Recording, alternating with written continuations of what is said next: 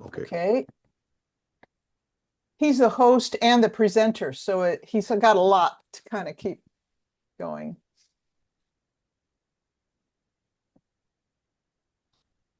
Yay, I'll take care of that.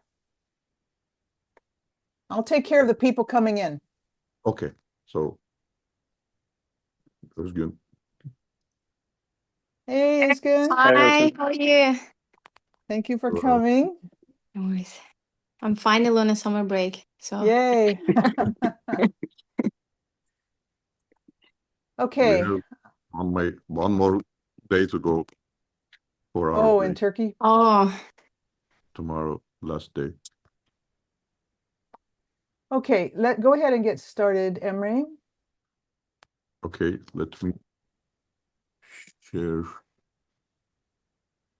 my screen.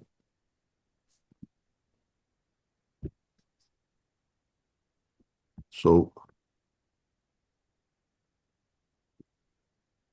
I think you can see Yes. slides. Let me start my very short presentation. Just an introduction. My name is Emre Göktepe, a member of Systems Thinking Association in Turkey. In this presentation, I'll try to describe how we are planning to embed systems thinking tools into Turkey's national project-based learning framework, and then draw some connections to IB Systems Transformation Initiative in one slide. So the Khwarezmi education model is Turkey's Ministry of National Education framework for project-based learning. It is currently running over 1,200 schools, more than 9,000 teachers, 41,000 students. The framework structures student investigation through an 18-step scientific inquiry cycle from noticing a problem in their school or community all the way through to the reporting and disseminating their solution. Our association has been developing a systems thinking implementation guide that maps systems thinking tools directly onto the basis of that cycle.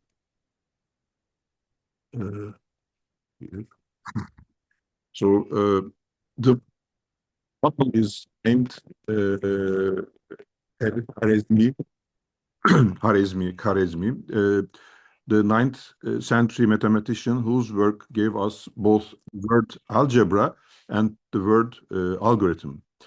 The name is a deliberate choice by the ministry. It signals a framework built on systematic, structured thinking. That framing aligns naturally with what systems thinking offers. And so this is the structure of the cycle, that 18 steps. The 18 steps fall into 5 broad phases. Systems thinking tools are most relevant in the middle during investigation, root cause analysis, and solution design. That's where our implementation guide inserts the tools, not as an add-on, but as an analytical method. The inquiry cycle already calls for at those stages. Some brief information about systems thinking. System thinking starts with a simple observation that most of what drives events is not visible. The iceberg model is the conceptual entry point. What we see, the events, sits above the waterline. Below it are the patterns of behavior that produce those events. And deeper still, the structures that generate those patterns. Systems thinking asks us to look below the surface. The tools we use are designed to make those structures visible. A general explanation of systems thinking and our system dynamics approach. We use a specific set of tools of system dynamics. A behavior over time graph makes patterns quantitative. You can see how a variable change over time. A stock flow diagram then reveals the underlying structure, the accumulations and flows that are the actual building blocks of any dynamic system. Once students understand what a stock is, causal loop diagrams become genuinely meaningful.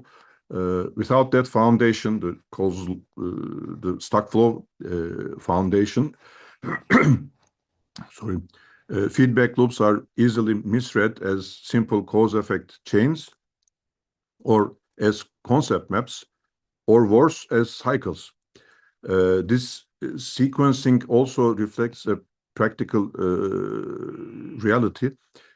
Stock flow thinking can be applied at any age level and across subjects, while causal loop diagrams require a level of abstraction that is not always appropriate.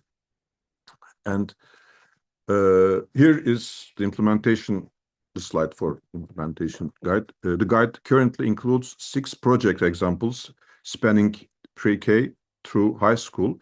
Each one is grounded in a school scenario: food waste in the cafeteria, unused land that could become a playground, school carbon footprint. Each project includes a Stella interface hosted on IC Exchange, so teachers and students can run the model interactively. The guide is already translated into English, and let's see now. So I will share the presentation and this guide's link both in the chat and after we published the video recording in the web page of System Dynamics Society.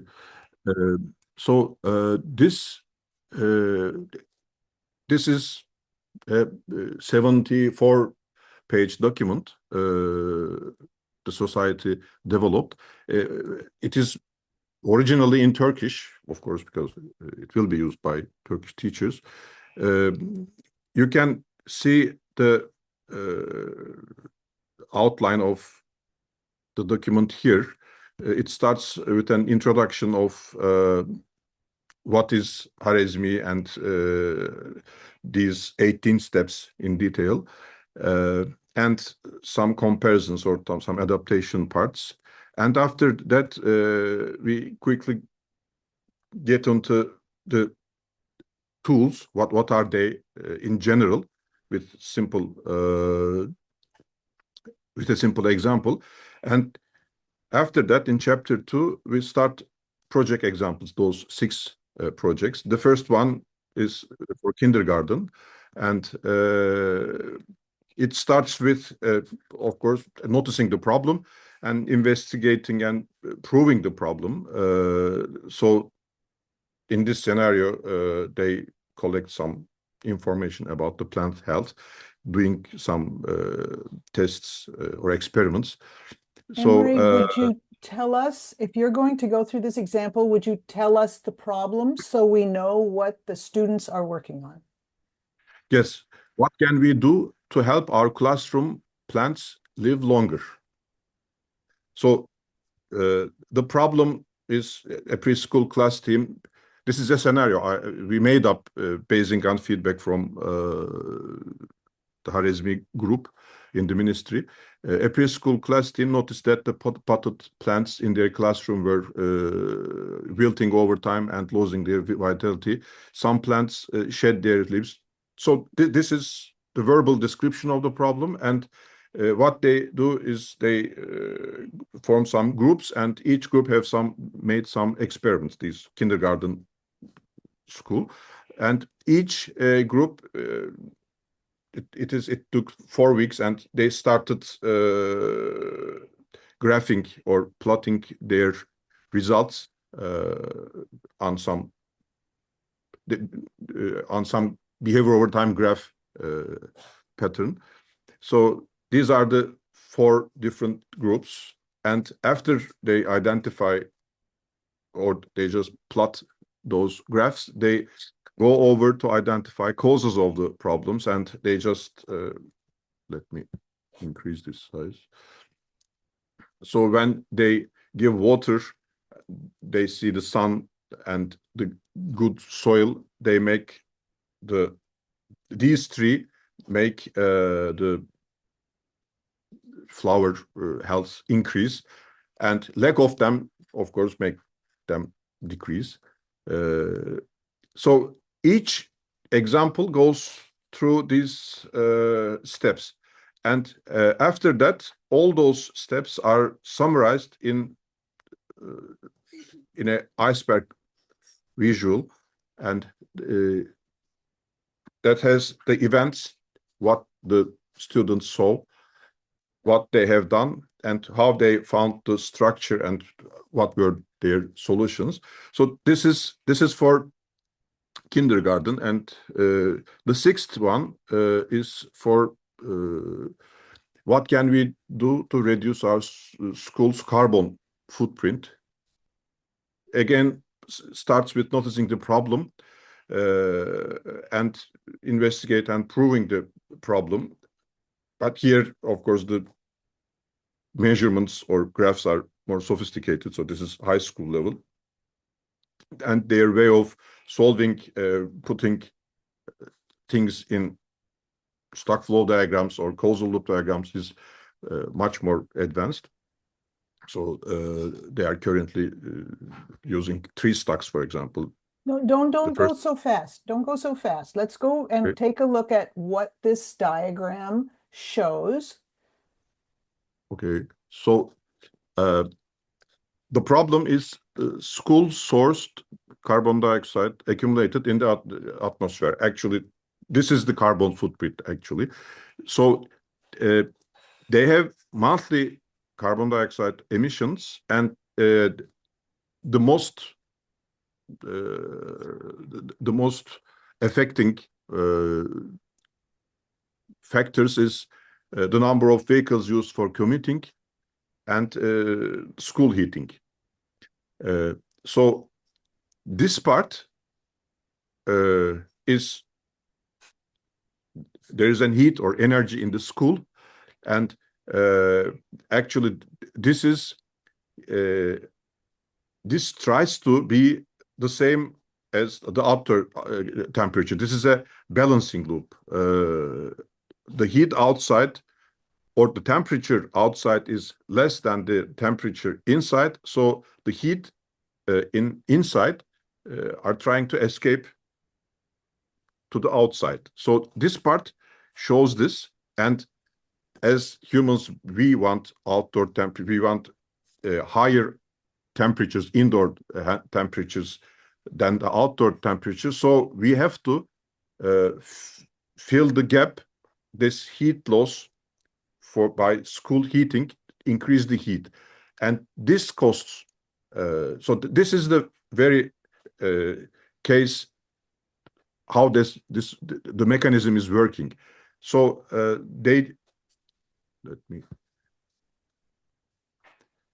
put some solutions into effect: car sharing system, thermostat optimization, insulation improvement, tree planting, school gardening, garden greening, and these are here. So the previous stock flow, the initial stock flow diagram is changed. So to decrease this, because in the first one we have this inflow and one stock, no outflow, but by increasing the green area and increasing the number of trees, they managed to decrease the carbon footprint because they are taking carbon from the atmosphere. And these thermostat and insulation solutions are these are the points of intervention. So car sharing here to decrease this one, insulation here to decrease heat loss, at the thermostat to control effectively, more effectively, temperature difference by decreasing the desired temperature. And this one actually not the first one, because it is for kindergarten students. This one along with the other 4 of them, has, but this would be in Turkish.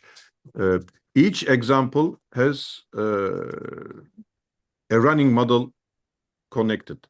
So when you click this, you can see the initial situation, the first intervention, this is car sharing. The second intervention, this is isolation. This is and thermostat, and this is the complete model. If anyone is interested in doing how the real model looks like, but actually this one is the thing that students will be using, and I think this is so. There's a quick reference card and other things that will facilitate the usage of this implementation guide. And slow down and show this chart a little bit more. The chart that no, go up. This chart. One? Okay, so on the left, these are the steps that the Department of National Education wants the students to do. These are the systems thinking tools that apply at each step. And these are the questions that the students are essentially, the teacher is following to help kind of bring it all together. So I think it's important that people understand that you started with what project-based learning format wanted. And yes, then these steps are not universal. This is specific to Khwarizmi project or Khwarizmi group in the ministry. So we have to change this to adapt anything, because we have these and we are trying to enrich the related steps with those tools. So you're trying to fit the systems tools into the framework of the project-based learning steps in Turkey, so that it is not a big challenge for the teachers to see how the tools fit the patterns of things that they want to do. We actually, sorry, Emre. We Go actually ahead. tried to do same thing for the IB curriculum, like primary use programs specifically. So it's working very well though. Well, actually, my last slide is about this. So, as I can understand from the latest news about systems transformation, actually, Jenny acknowledged that there's a wider plot in 2028 and global offering 2030. And this is a kind of very first step of this kind of a comparison. And IB systems transformation requires these steps, and our guide or our tools can help or support these kind of these parts of our tools can be fitted to that part of the transformation course. This is just an initial idea to really make this work more fine-tuned. We would like to start conversations so that we can be corrected on anything that we might not be getting quite right. But we feel that we can offer some very powerful tools to help students visualize as they are trying to get a handle on problems that are pretty significant and cannot easily be represented by equations anymore, because of the whole necessity of representing feedback and how feedback impacts behavior of the system, and giving students agency to then, once a model has been designed, where are policies, where are high leverage points for policies that students can then test on a model, and that the software is available to all K-12 schools for free, not the interface layer, but the modeling layer itself is a site license for all K-12 schools is available for free globally, means that there is no monetary barrier for teachers who would be interested in trying this project-based learning and or IB if there is an interest there. And we're also thinking about data science as another potential place where we could make some impact. So Emre, are you finished? Yes. Okay. What we would like to do is open up to the audience questions you may have,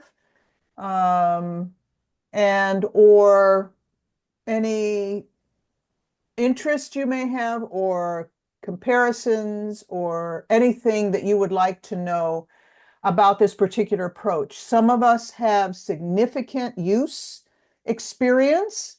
Özgen has used this in her classes. I have used it in my high school classes. I've used it for 2 decades in my high school classes. And Özgen has used it for a number of years. I don't know, how many years? 9, 10, I don't 9. know. Yes, yeah. So, but your It's use is at the amazing. elementary level, right? Yeah, elementary level and an IB school. And in an Like, IB yeah. school. And Yeah. mine was in a public school, US public school, high Yeah. school. 2 US public high schools, actually. So please feel free to ask us any questions, or if you would want to see more of the examples, or anything more about the structure of project-based learning. I think it's so important for us to bring in more realistic kinds of problems into K-12 education.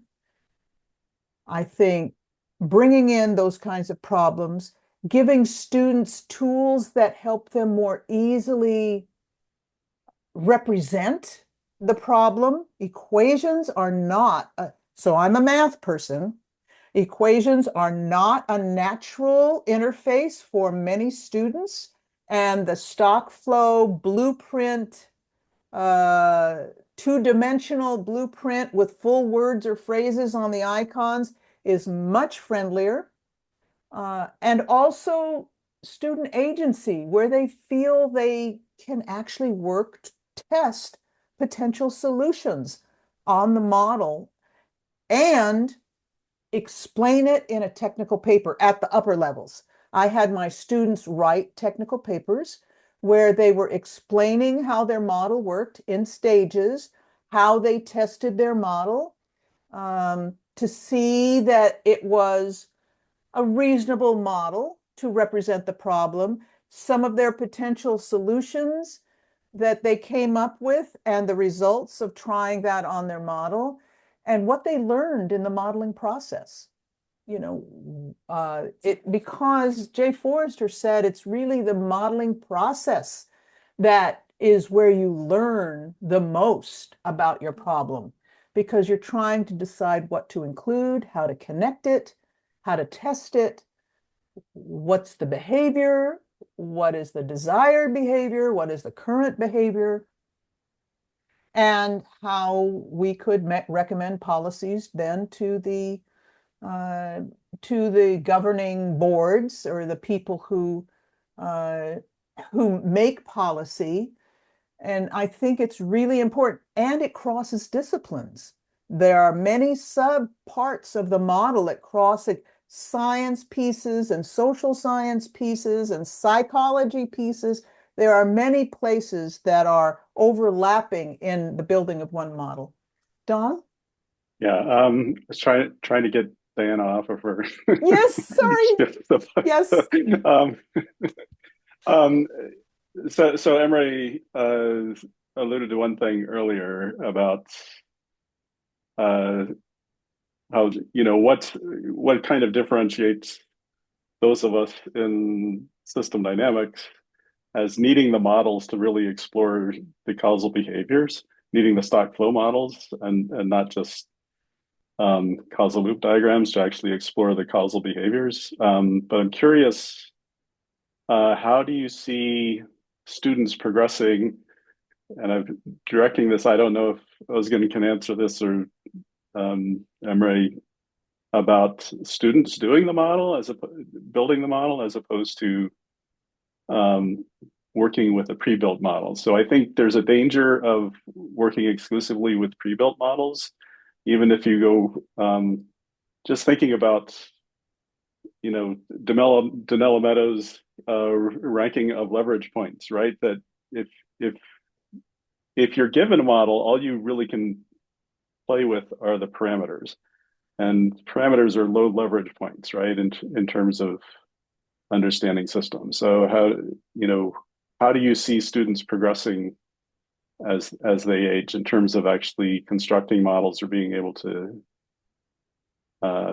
change relationships in models that they might be given? So. Well, Özgün, would you, or You shall go I? ahead first, like sure. Okay. The quick answer is I don't know, because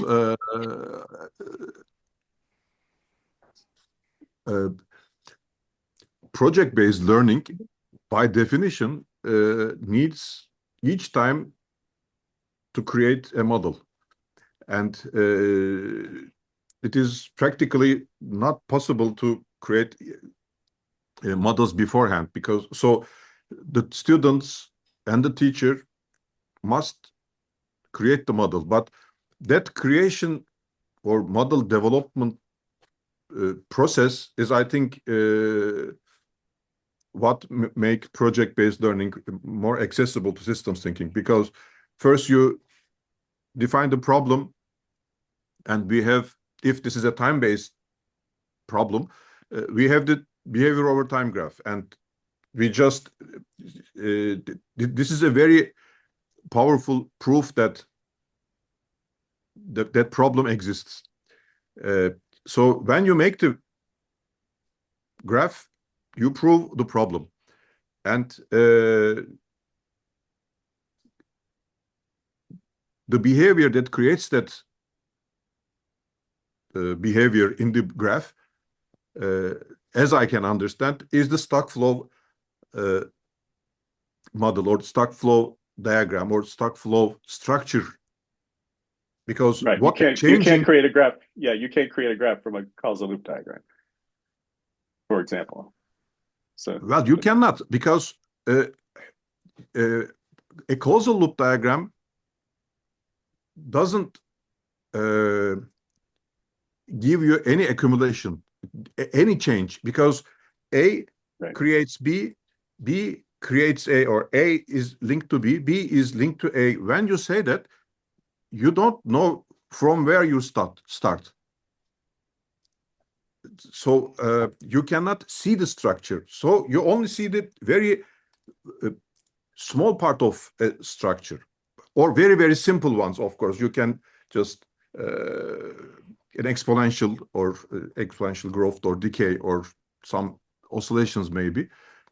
But I think, but my way of using it in curriculum is that the curricula have standards, and standards have always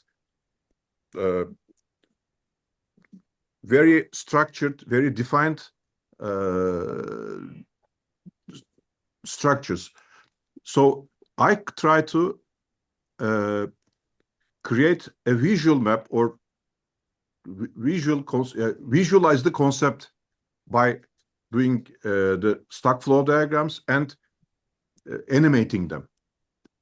My first aim is never to create a systems developer or system dynamics modeler from a kindergarten student. So, but if we start kindergarten with systems thinking, these simple steps, we may well be very successful to create numeric models in high school.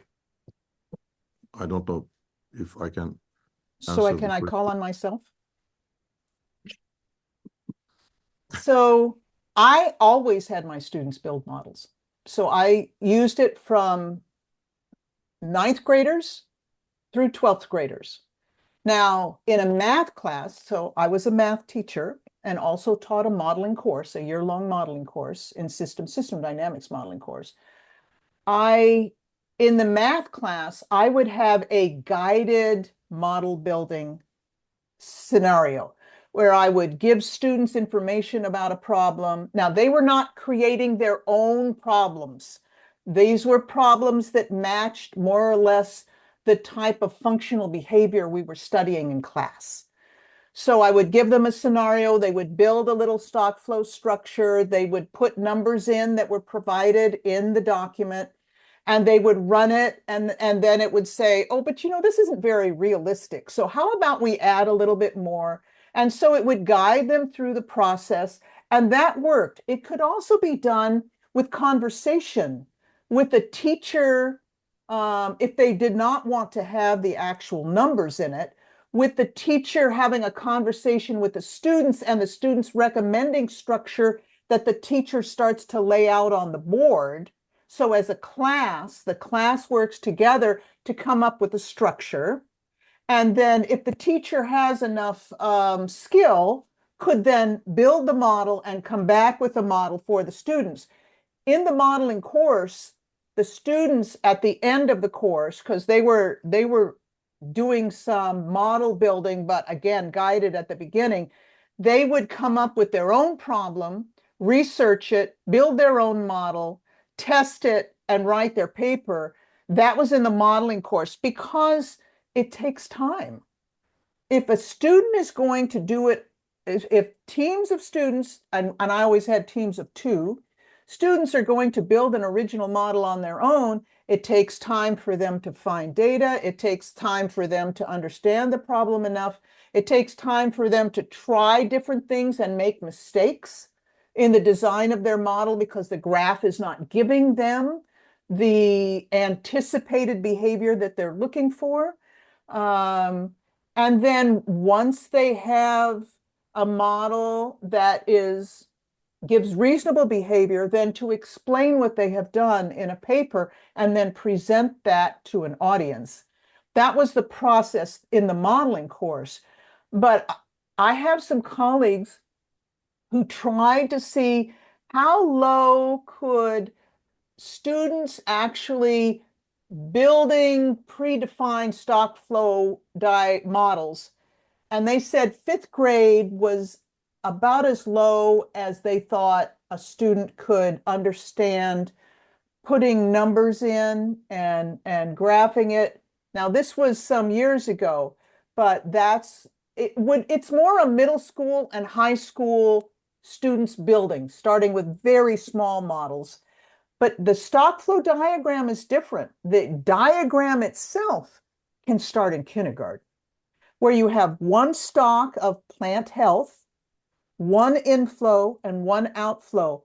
Kids get it at very young ages. What kind of things make the plant healthy? That's why Emre's first example on plant health, and then using pictures instead of words, because obviously the kids can't read yet, and using a graph that has some way to represent time, either if it's a storybook, pictures from chapters in the storybook, and on the vertical axis, like the plant was a wilted plant, a plant that was not so wilted, and then a very healthy plant, visual representations of scale. And you can do that in the younger grades, but the idea is the same, and it just gets more sophisticated as you go up the grades. And high school students are pretty amazing at what they can do. I have collections of all the models my students did over 20 years, and I can show you some examples if you're interested. I have them also on my website, so you can see it blew me away. The first time I gave students the freedom to do it themselves and to choose I could not believe, because I was so used to preparing everything for them in the past, that just giving them the freedom to be kind of in control of this, it really was pretty amazing. I think with the current, especially in mathematics classes, but in others, the current restriction of the formats that we are required to follow as teachers really limits some of the creative thinking that students can do. And that's why I am such an advocate of this approach. Go ahead, Isgan.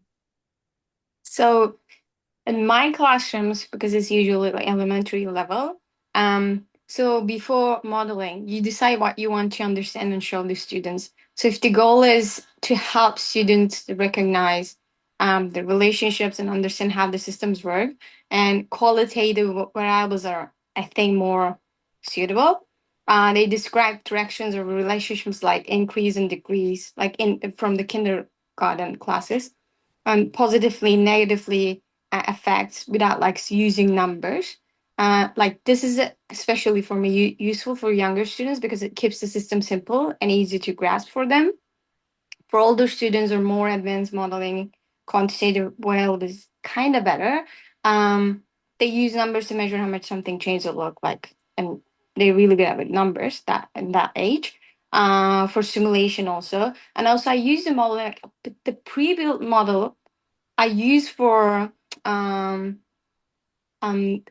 assessment tool. If I'm doing the formative or summative assessment, I use pre-built models to see them what is the problem, that how can we take an action about this problem specifically. So I tried it. It's like in the assessment part, pre-built models are, I think, pretty good just for the assessment to show them it's what is a real problem, what we can do about it, or what actions that can we take at the end of the unit. We can also use these tools like as an assessment tools too, that I did it before in my classrooms too. The other thing you can do is to give students an unfinished model, a base model, and ask them to add some pieces to it. You know, what's missing in this model, especially if it's a population. If you just give them a straight population model with births and deaths, and they want to study something related to population, you can ask them to add to the model diagram. We have some questions in the chat. Let me please go to the questions in the chat. This is from Hernan. Before the modeling phase, it is necessary to define the polarity between variables. For elementary school students, it is best to use qualitative variables, while for older students, quantitative variables are more appropriate. How do you handle this choice between qualitative and quantitative variables?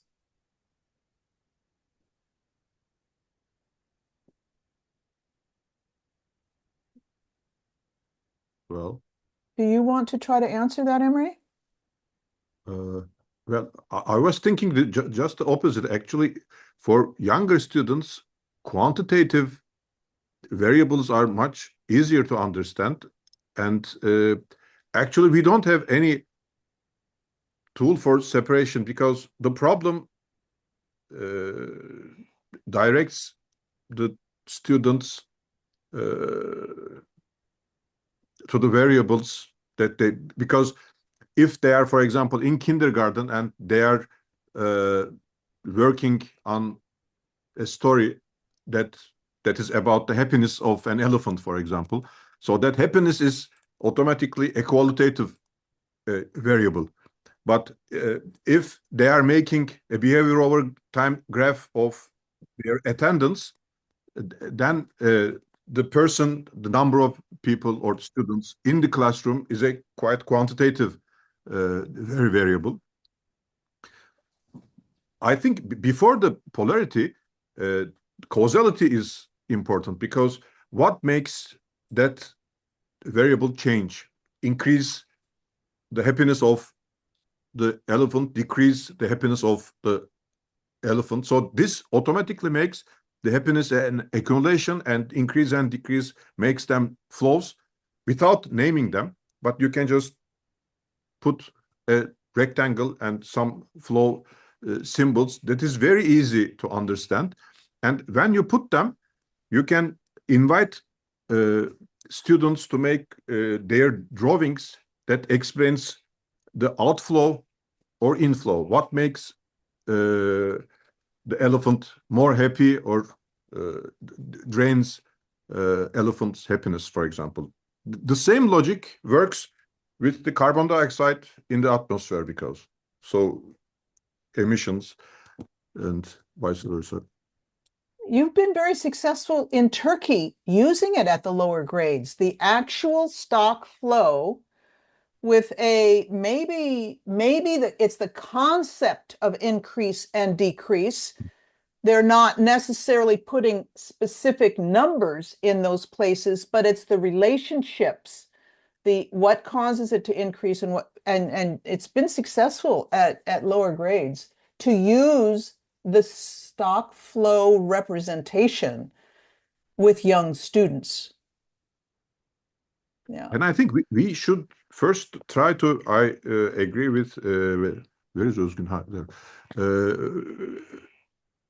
I agree with Özgün that before doing the modelers, because systems thinker is not the same thing as systems dynamics modeler.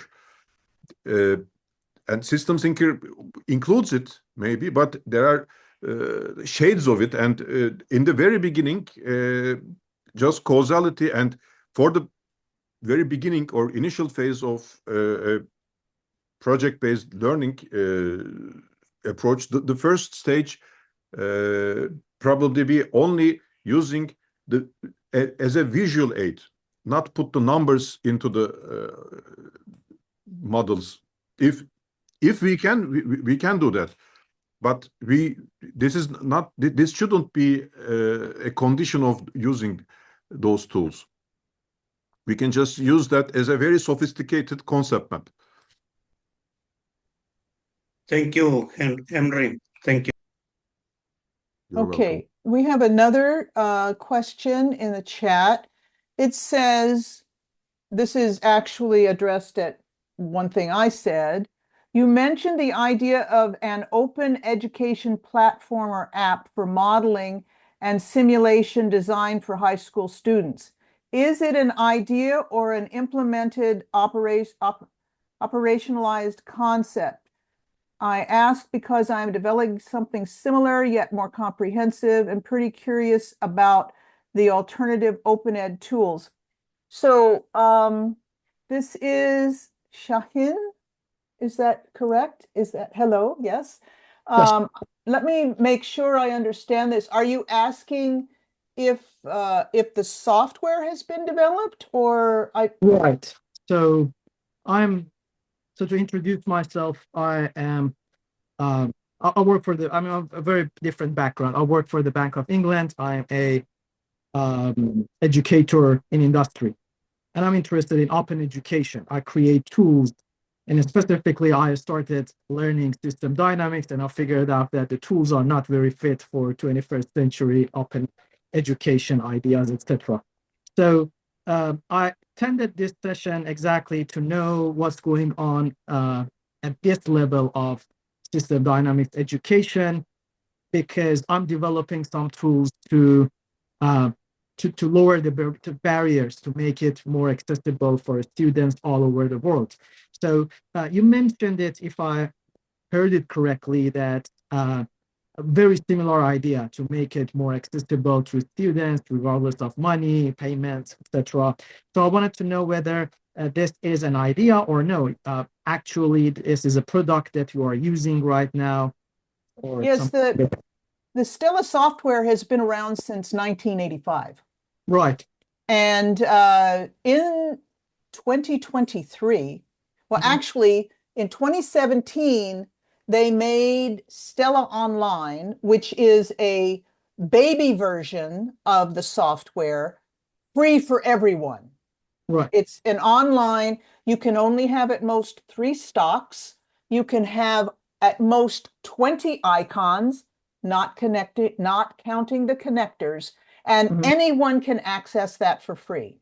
Right. In 2023, IC Systems decided they really wanted K-12 schools to have access to this software. So they provide for any K-12 school that asks a free site license of the full modeling with no restrictions, the full modeling platform, but not the interface. Now, when Emre showed you the example of the simulation where you could put numbers in and get graphs out and stuff like that, that was the interface layer.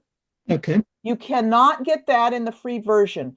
However, a teacher's copy, if the school were willing to buy a teacher copy, which is really very reasonable, I think it's $275, it has the interface creation layer, and you can upload that layer to their Exchange site, and all students can play with that interface for free.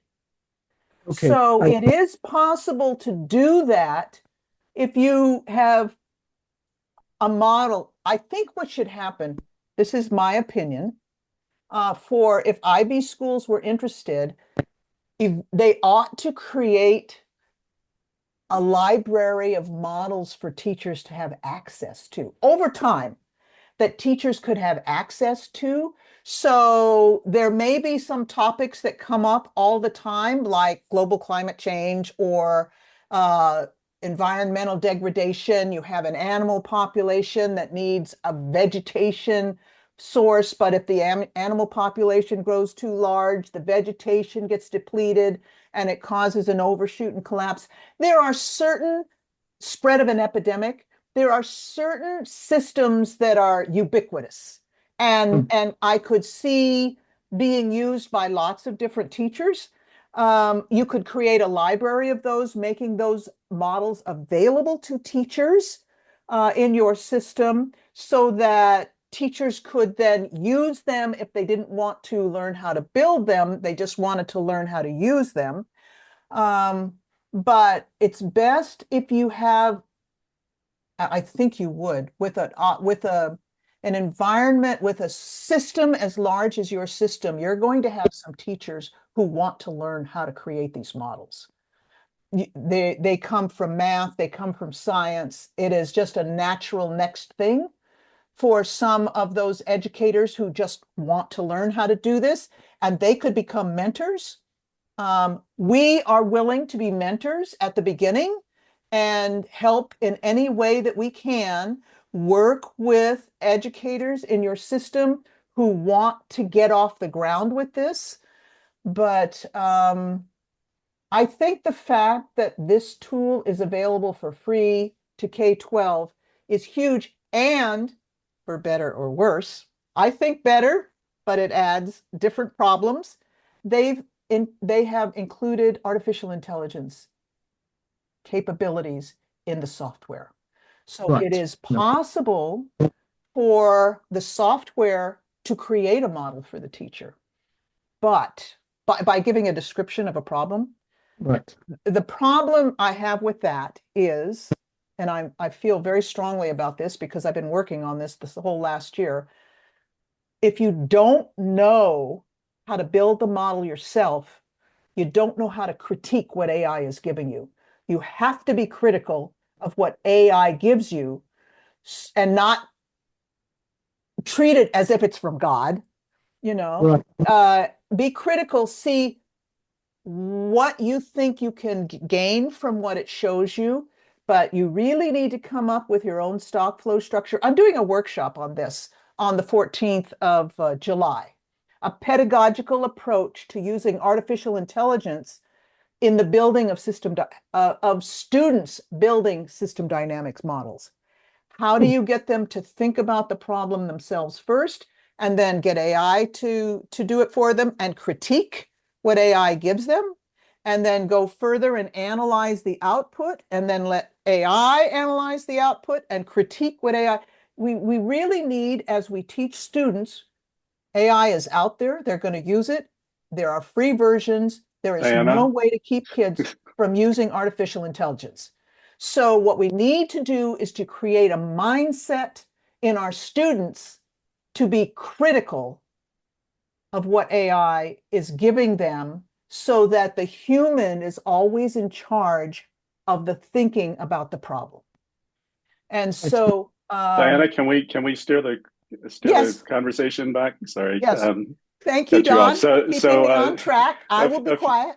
A few links for Shaheen in chat for you to Okay. take a look at if we want to let Kim share her thoughts here. Sure, thank you. Project-based implementing, beginning with project-based learning is a gigantic, heavy lift for a school or a teacher who has been teaching, let's say, science, which is what I'm familiar with, in a traditional manner. To go from, a traditional syllabus to project-based learning is an enormous lift. And I'm wondering whether or not you're having more success with finding schools that are doing project-based learning and trying to interweave systems thinking and systems dynamics into the existing project-based learning, or do you recommend trying to add both elements at the same time? You start with a traditional curriculum and then you build from the base and incorporate systems thinking and systems dynamics from the origin of the onset of project-based learning in that particular school.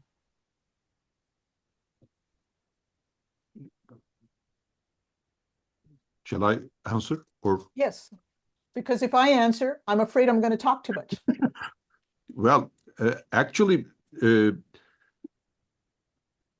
we are trying to support the project-based learning department of Ministry of Education in Turkey.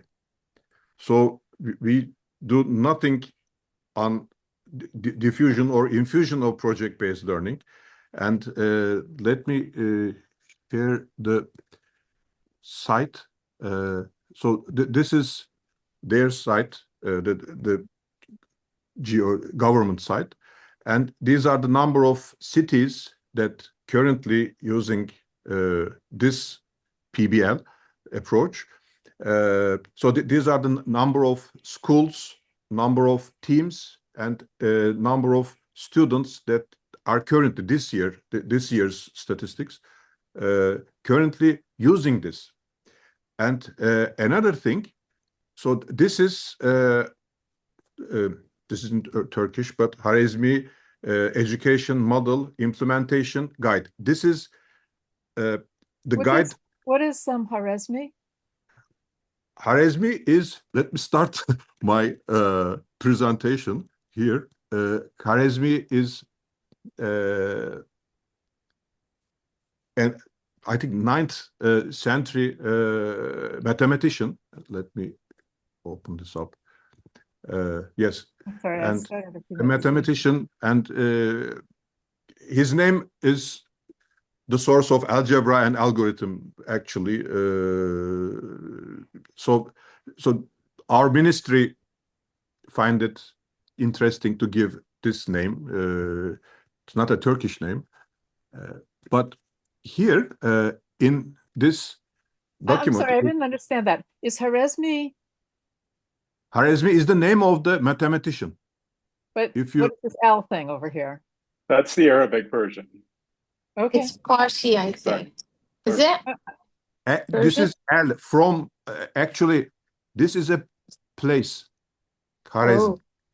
L, I think, has a couple of meanings, but this is in Arabic, not Turkish. So I might, we are recording, I don't want to make any speculations. I'm sorry, I should have been here, at minute 1 when we opened the project. Let me go back to my project. So you're telling me that there is a ministry in your in the Department of Education that is already committed to project-based learning, and you're Yes. building on top of the project-based learning that exists. So we this have is the government documentation for the implementation guide. This is not the one that we are producing. This is already produced and it's been done for the last 10 years. So this is the 10th year of the project. It started So as a pilot in Istanbul, and now currently it is all over the country.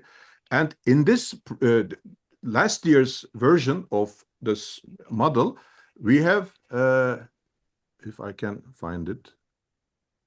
So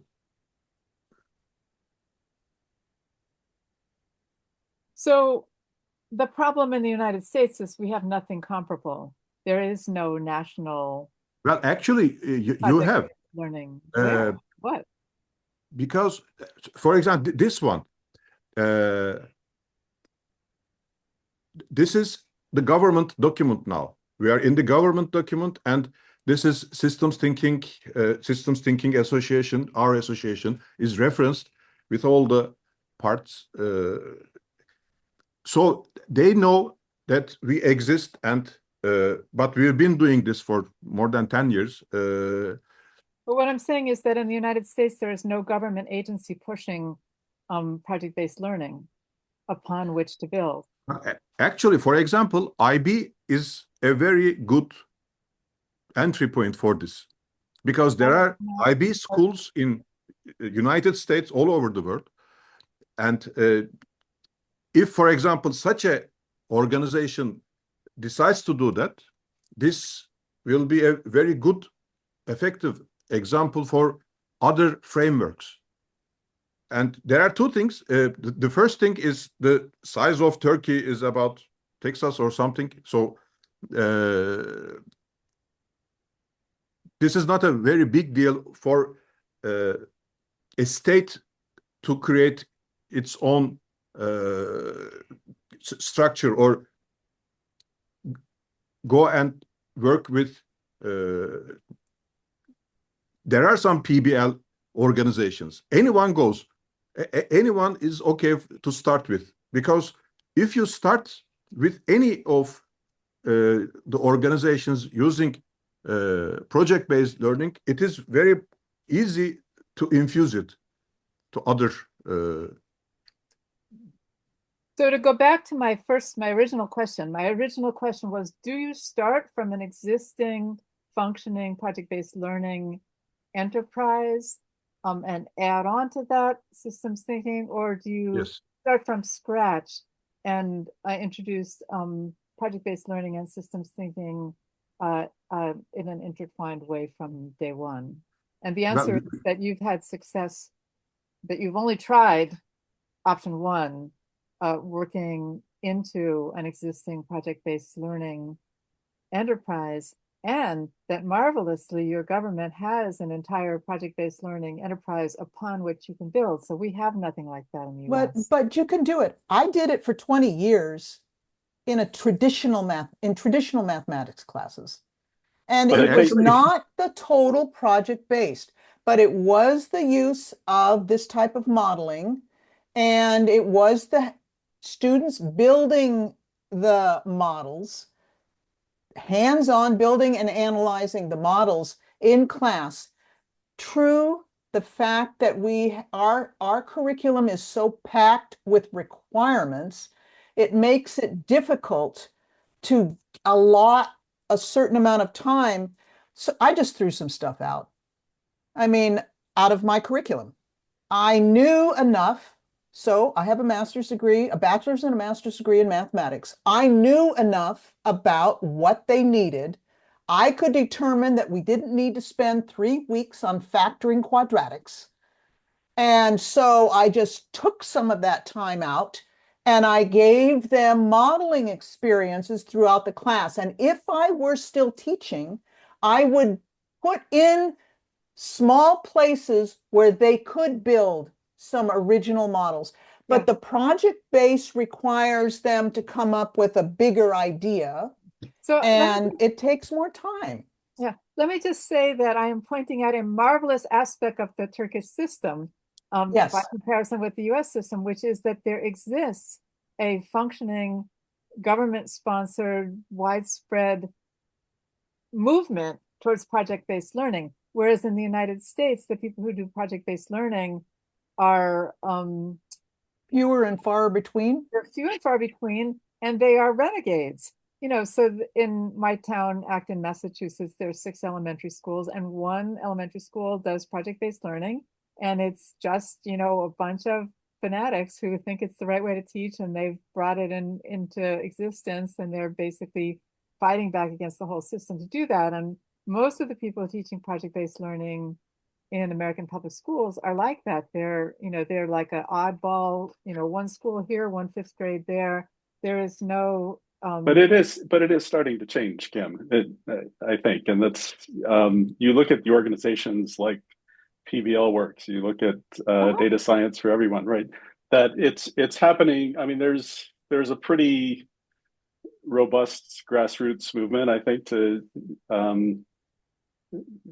change our approach. But that's why we're trying to have conversations with Sure. IB and these other organizations, right? So having you've set the stage for me to make make the point I'm trying to make. So right. Emre has ascertained and put together a strong use case that it's possible to have an existing functioning problem-based learning ecosystem into which you infuse systems thinking. So that's kind of cool.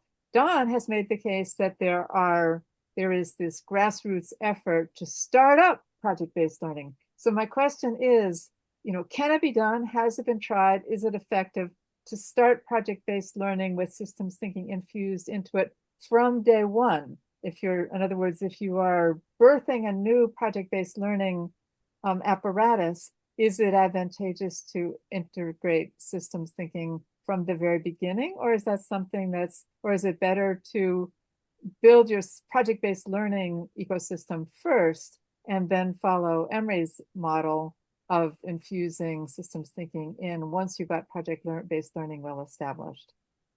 Well, actually, I prefer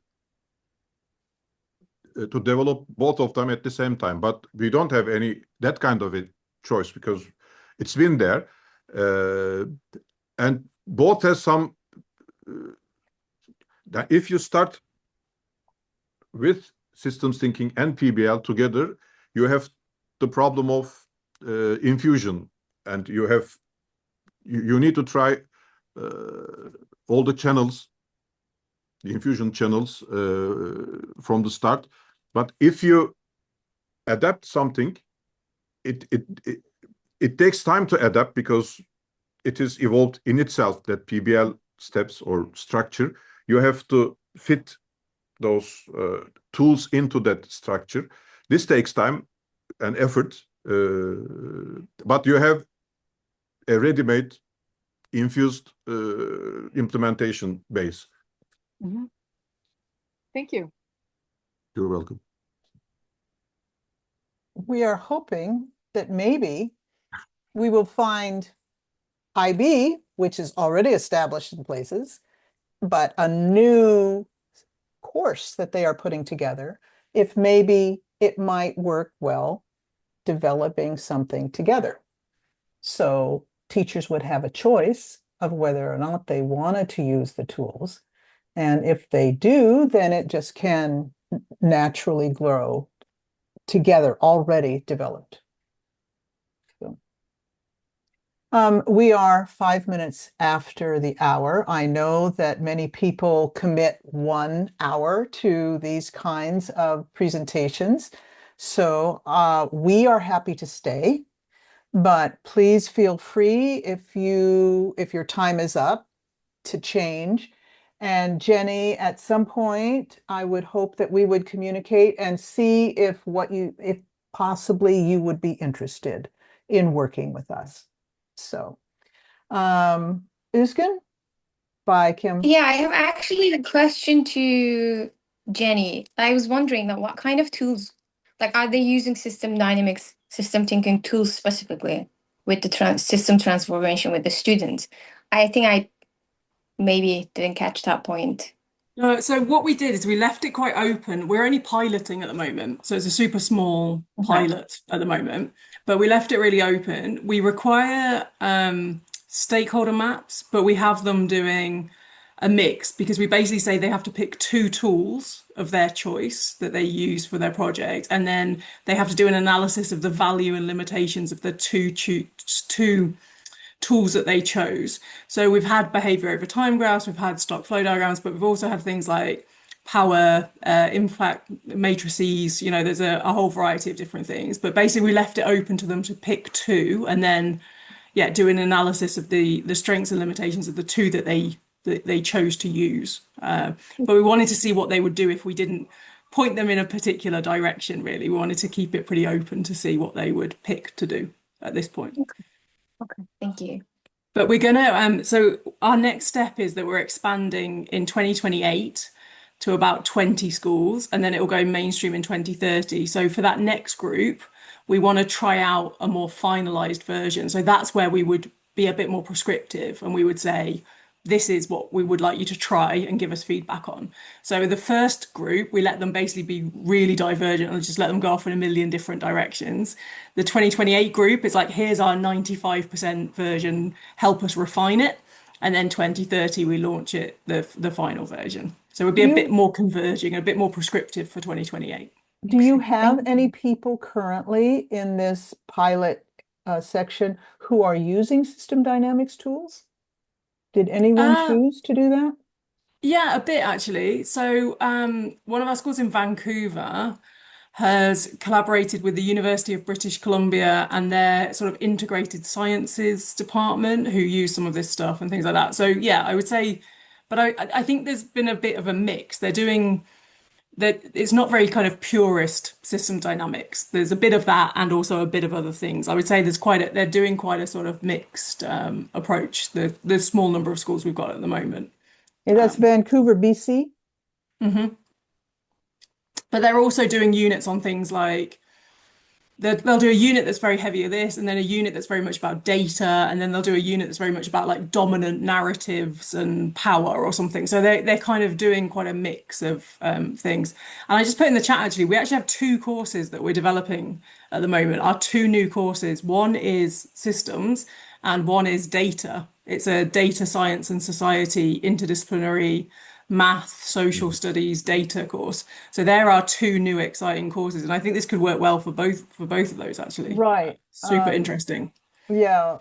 As a math teacher, I try to bring in some data analysis in as a preliminary way to define certain of the icons. So I created a simple global climate change with global population and temperature, and did some curve fitting for how to define some of the icons so that they actually use real world data analysis in the building of the model.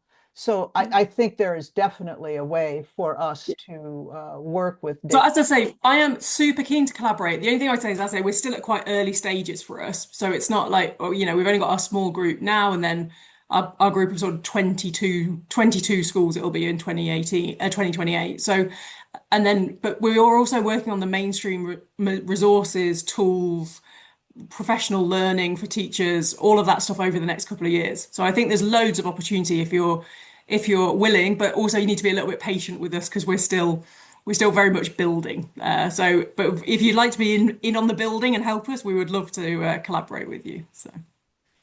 So, okay, is it okay if we contact you about getting some questions answered? Yeah.